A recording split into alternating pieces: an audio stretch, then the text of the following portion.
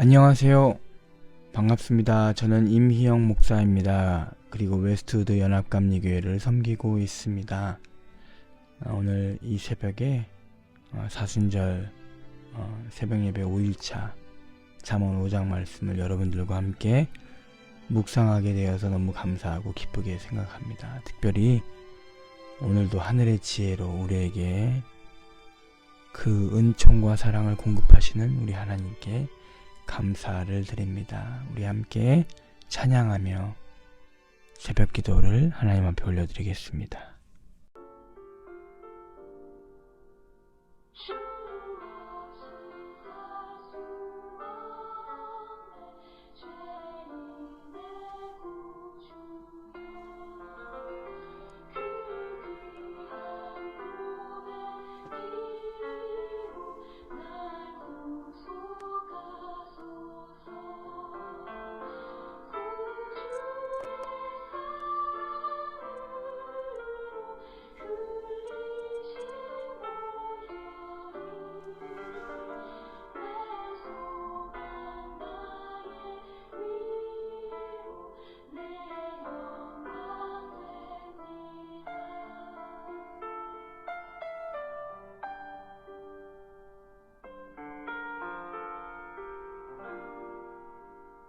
주 없이 살 수 없네.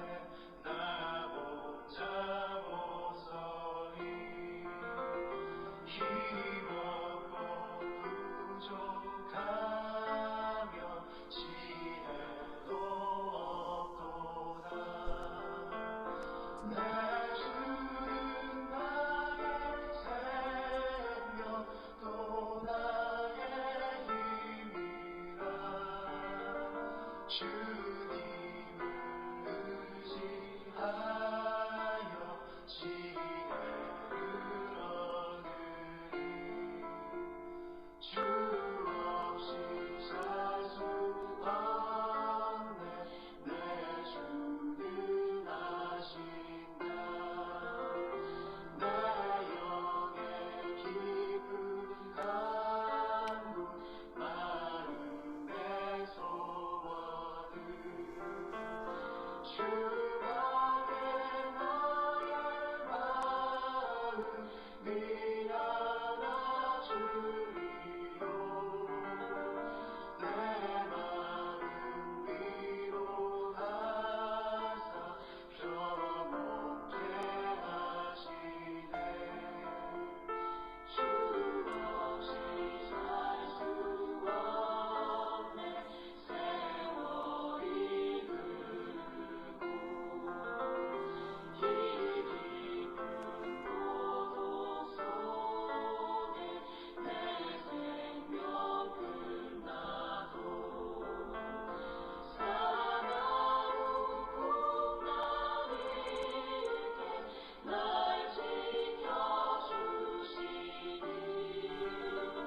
내 곁에 계신 주님 늘 힘이 됩니다.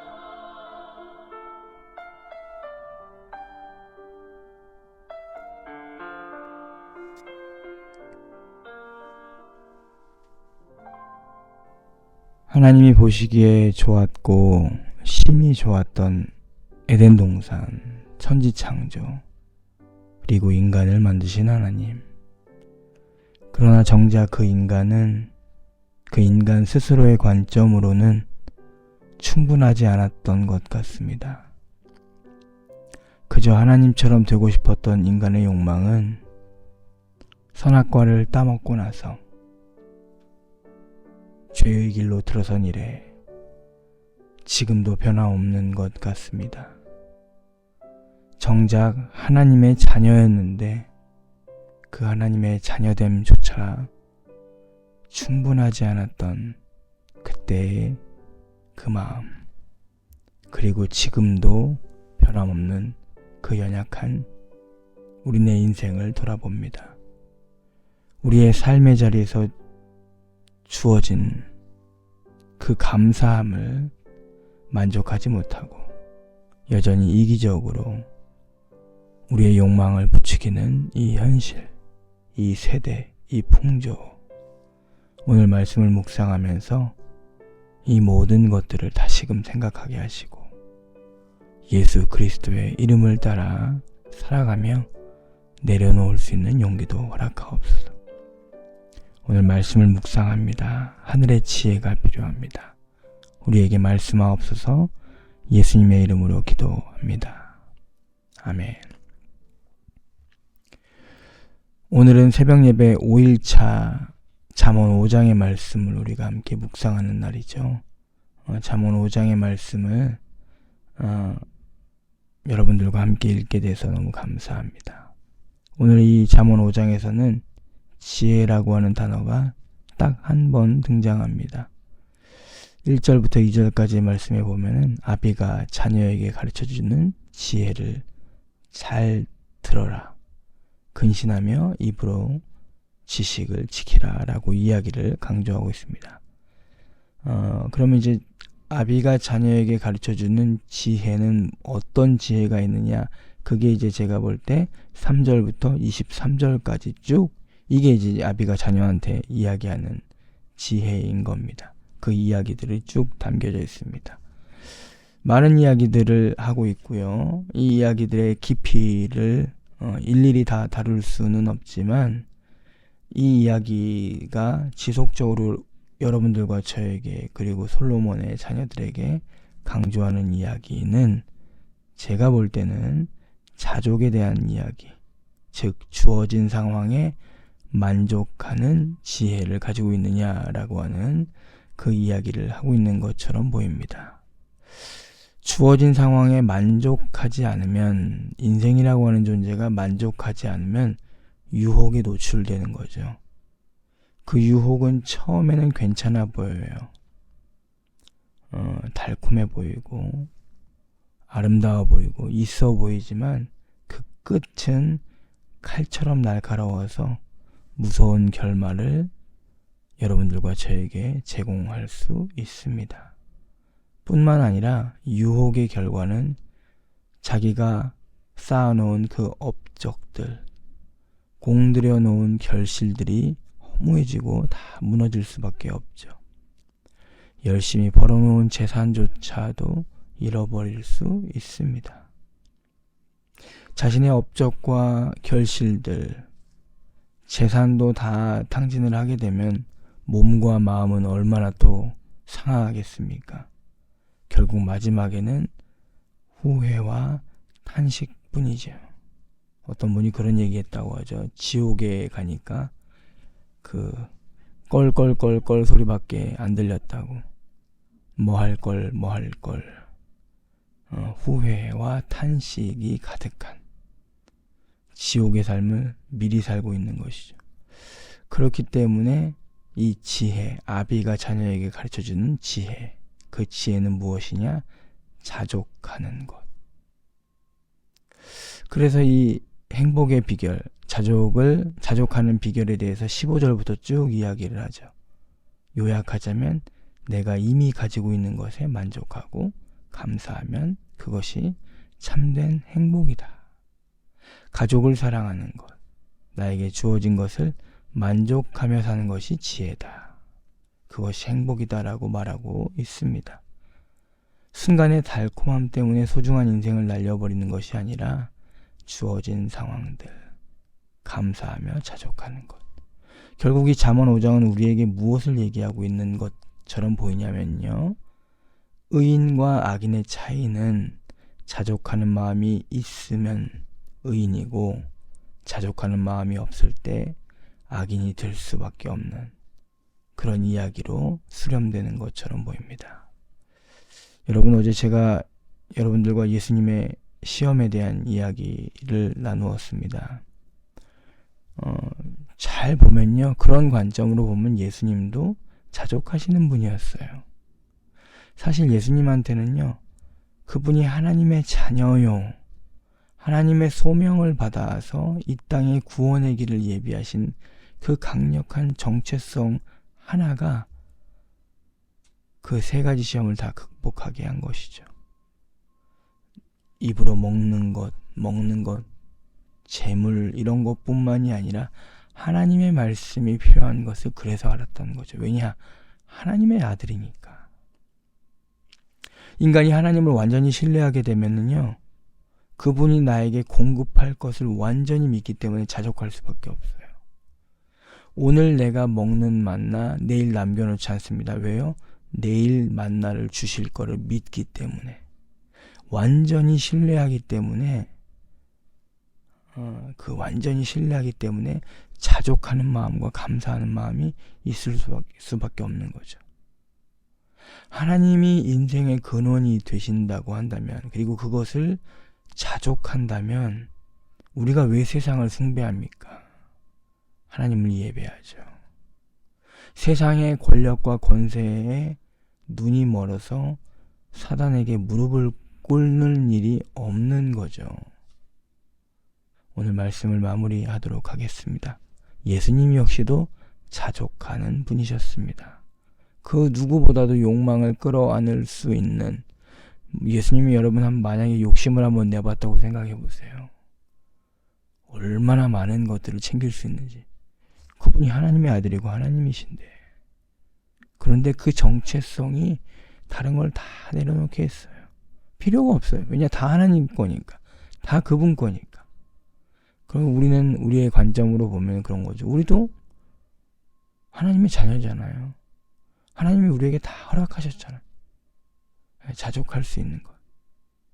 그것이 모든 시험을 이겼을 뿐만이 아니라 우리에게 구원의 길을 제시하신 그 예수님의 길을 따르는 것이죠. 여러분, 자족하시는 분입니까? 자족할 수 있기를 바랍니다. 이야기가 길어집니다만 한 가지만 더 이야기를 하겠습니다.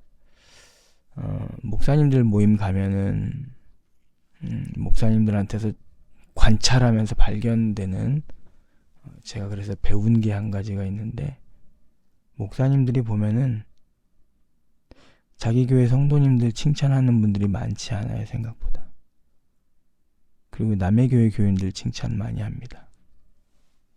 남의 교회 교인 누가 헌금 많이 하면 좋아하고, 장로님이 사업가라고 그러면 좋아하고.